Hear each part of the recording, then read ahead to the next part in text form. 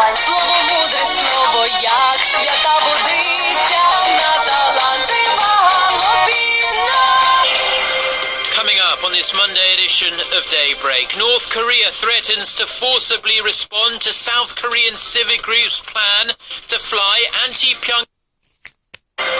Coming up on this Monday edition of Daybreak, North Korea threatens to forcibly respond to South Korean civic group's plan to fly anti-Pyongyang leaflets across the border later this week. A group of former Korean officials will meet Japanese Prime Minister Shinzo Abe in Tokyo on this Monday. First, Tunisia's president confirms reports that there was a third gunman involved in the Tunis museum attack that killed 23 people last week. He says the attacker won't get far. Daybreak begins now.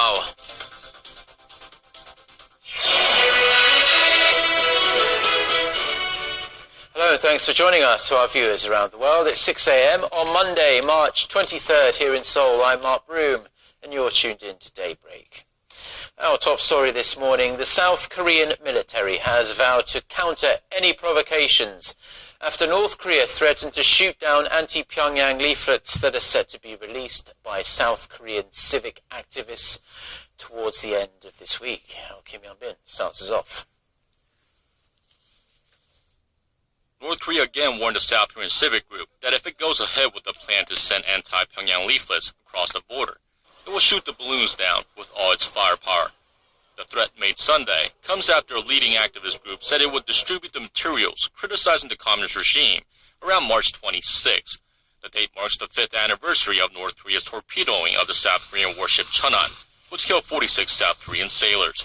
The activist group, which includes many North Korean defectors, said earlier this month that it would release around 500,000 leaflets and DVDs of the U.S. film The Interview, a satirical comedy that depicts the fictional assassination of North Korean leader Kim Jong-un.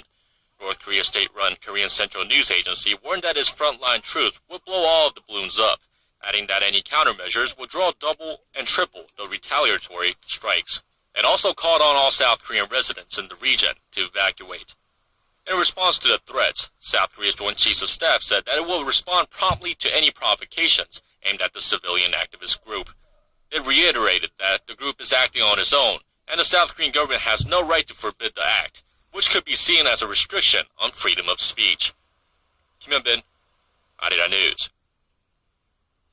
Now, a group of well-respected former Korean officials are scheduled to hold talks on this Monday with Japanese Prime Minister Shinzo Abe in Tokyo as they seek to boost the two countries' frosty ties. The 6 Korean representatives, including former Prime Minister Lee Hong-gu, first held talks on Sunday with a group of senior former Japanese officials, including a former Japanese Prime Minister Yasuo Fukuda.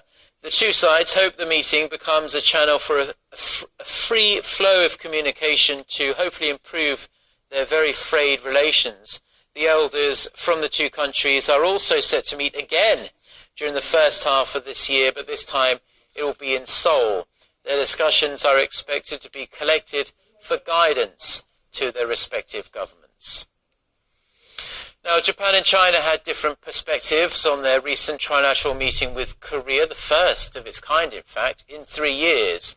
China's Beijing Times reported on Sunday that the meeting that was held on Saturday in Seoul had brought trilateral relations back on track. However, Japan's Asahi Shimbun reported on the same day that the meeting showed that it is difficult to repair relations between Korea and Japan.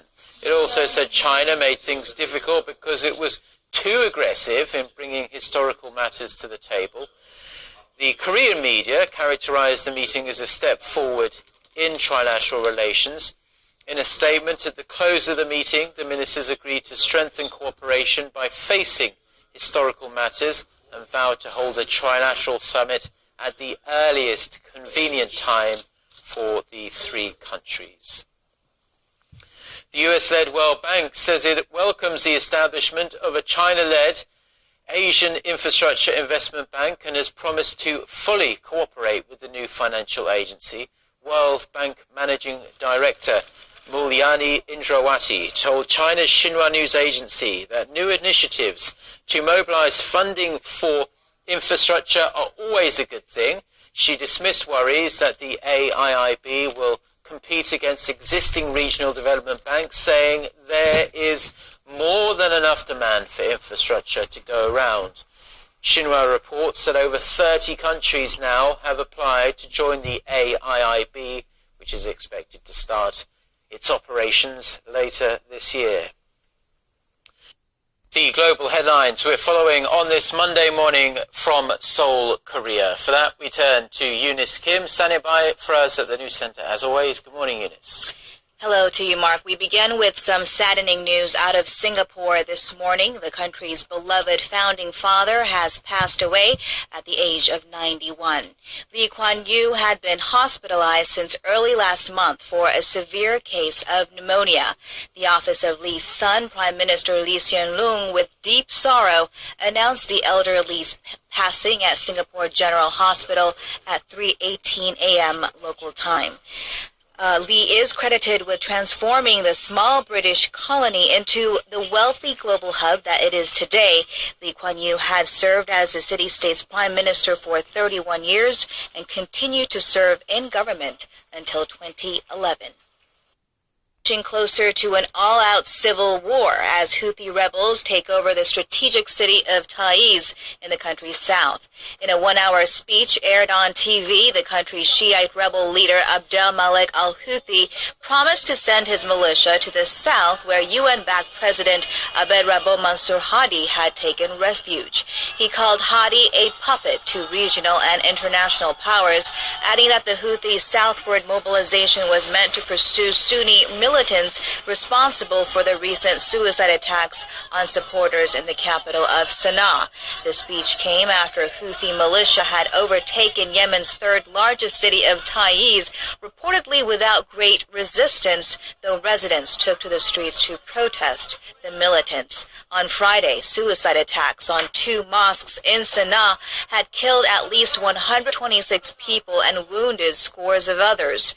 The mosques were known to have been used by supporters of the Houthi group, which has secured control over most of northern Yemen, including the capital.